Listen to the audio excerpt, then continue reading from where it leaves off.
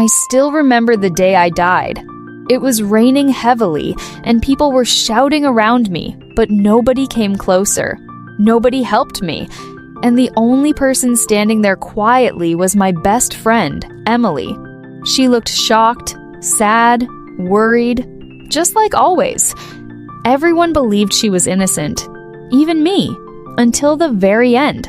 When I opened my eyes again, I heard students talking loudly around me.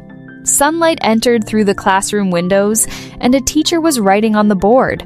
I looked around slowly and realized I was back in high school. I was 17 again. For a few seconds, I could not breathe.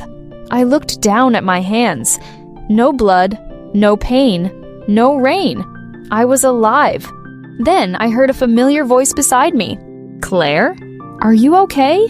I turned my head slowly and saw Emily smiling at me. Soft eyes, gentle voice, the same expression she always used in front of other people. In my previous life, I would have smiled back immediately. I would have thought, Emily really cares about me. But now, I finally understood the truth. Emily never attacked people directly. That was what made her dangerous. She only whispered small things, tiny little comments that slowly poisoned everyone around me.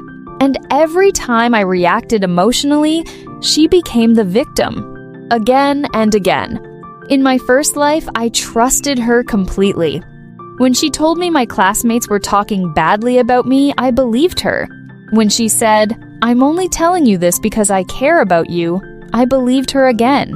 And when she cried and asked why people kept blaming her, I protected her like an idiot.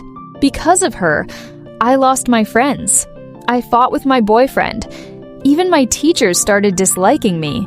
But Emily remained kind, sweet, innocent. Everyone loved her, and everyone slowly began to hate me. I stared at her quietly. This time, I noticed details I had ignored before. The way she carefully watched my expression. The way her smile froze slightly when I did not answer immediately. Emily always observed people first, then adjusted herself perfectly. Like a mirror. "Claire?" she asked softly. "You're scaring me." There it was again.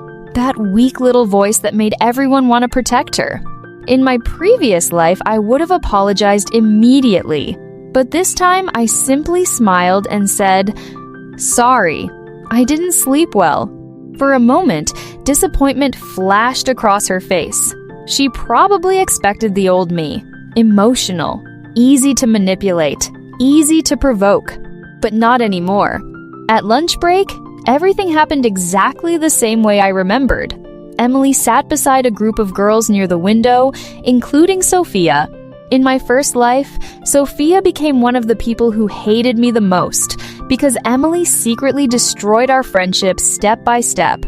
As I walked closer, I heard Emily speaking softly. "I just feel bad for Claire." Sophia frowned. "Why?" Emily hesitated slightly before answering, "I don't think she likes me very much anymore." One of the girls looked surprised. "What? But you're literally her best friend."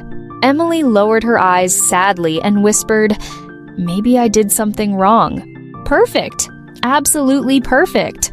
She never directly accused me of anything. She only suggested things carefully, like a helpless victim. That way, other people attacked me for her. Then Emily suddenly noticed me standing there.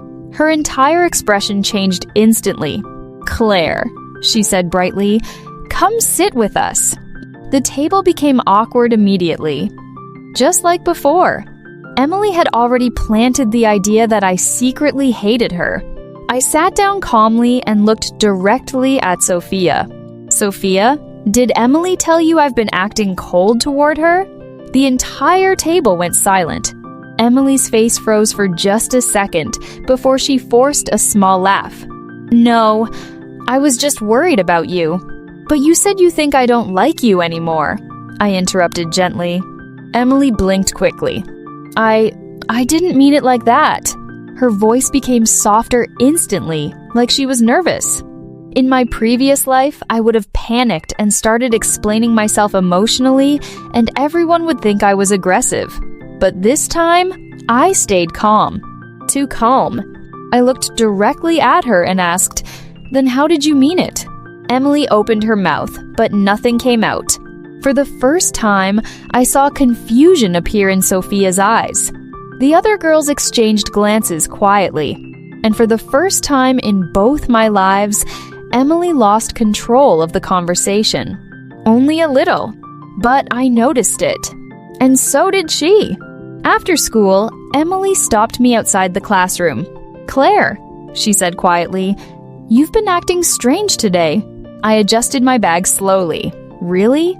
She stepped closer, and for a brief moment, her smile disappeared completely.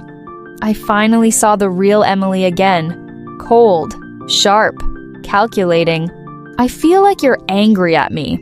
That sentence used to control me completely because Emily always made me feel guilty, even when she was the one hurting me. But this time, I looked straight into her eyes and said softly, "No, I'm just finally paying attention." For the first time, Emily looked genuinely uncomfortable.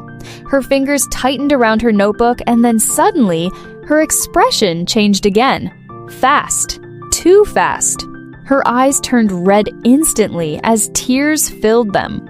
Perfect timing. 2 students walked past us in the hallway, and Emily lowered her head immediately. "Did I do something wrong?" she asked in a trembling voice. The students instantly looked at me strangely, just like before. I almost laughed. This girl truly deserved an award. But this time, I was prepared. I calmly took out my phone and pressed play. A recording echoed through the hallway. Emily's voice filled the silence. If Claire gets angry first, people will automatically think she's the bad one. Complete silence. Emily's face turned pale instantly.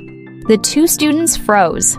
I smiled softly and looked directly at her. "In this life," I said quietly, "you should be more careful with your words." Emily stared at me like she had seen a ghost. Good, because this time, I was no longer the girl she could manipulate. And this was only the beginning.